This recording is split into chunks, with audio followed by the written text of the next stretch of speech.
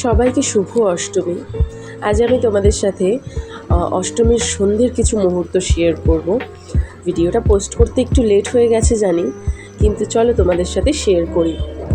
তো অষ্টমীতে তেমন একটা আমি ঘুরিনি, একটা দুটো প্যান্ডেলেই গিয়েছিলাম। তো সেখানে দেখতেই পাচ্ছ কি ভীষণ ভিড় রয়েছে। তো একটা দুটো দেখা ছাড়া সম্ভবই ছিল না, একটা ঠাকুর দেখতেই প্রায় 2-1.5 ঘন্টা প্রায় লেগে গেছিলো, তবুও শেষ হচ্ছিল না। তো যাই হোক, কিন্তু প্যান্ডেলগুলোতে ঢোকার পরেই ঠাকুরের মূর্তিগুলো দেখে মনে হলো এতক্ষণ ভিড়ে দাঁড়ানোটা সত্যিই সার্থক হয়েছে। আর এখন আমরা একটা কর্ন চিজ পিৎজা নিয়ে নিয়েছি, তো চলো এটা খাওয়া যাক। আর তার সাথে নিয়েছিলাম একটা কোক। অষ্টমীর দিনটা আমাদের এভাবেই কাটলো।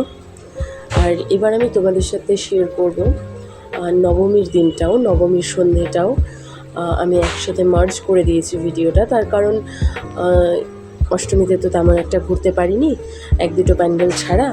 তো এখানে দেখো, নবমীতে কিন্তু প্রথমেই দিনটা শুরু করেছিলাম খিচুড়ি দিয়ে, কেন কি ঠাকুর মন্দিরের বাইরে খিচুড়ি দিচ্ছিলো, তো ভীষণ খেতে ইচ্ছে করছিলো, তো খেয়ে নিয়েছি। আর এখানে আমরা একটা পুজো প্যান্ডেলে ঢুকে গেছি। তো পুজো প্যান্ডেলটা তোমরা দেখতে থাকো। এখানকার ঠাকুর যে প্রতিমা ছিল, সে প্রতিমাটা অসাধারণ ছিল, তোমরা জাস্ট দেখতে থাকো।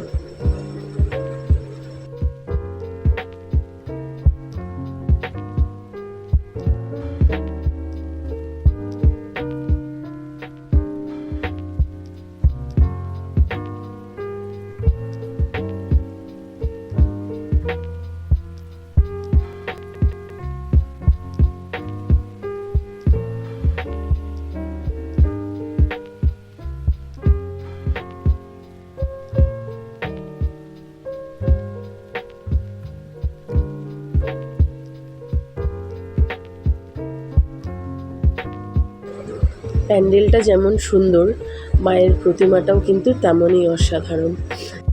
প্যান্ডেল থেকে বেরিয়ে এবার একটা বেলুন নিয়েছিলাম। এই বেলুনগুলো আমার অনেক দিন ধরেই নেওয়ার ইচ্ছা ছিল। তো তারপর তোমরা দেখলে যে খিচুড়ি খেয়েছি, তাই আর বেশি কিছু খাইনি, একটা জাস্ট কেক নিয়েছিলাম, মিষ্টি কিছু খেতে ইচ্ছে করছিল তাই। তো এবার আর একটা প্যান্ডেল দেখলাম, অনেকটা রাত হয়ে গেছে, 1-2 প্যান্ডেলে এত ভিড়, তো আমার শরীরটাও ভীষণ অসুস্থ লাগছে। তো এবার বাড়ি ফিরছি। তো আজকের জন্য এই পর্যন্তই, তোমাদের সাথে আবার পরে দেখা হবে।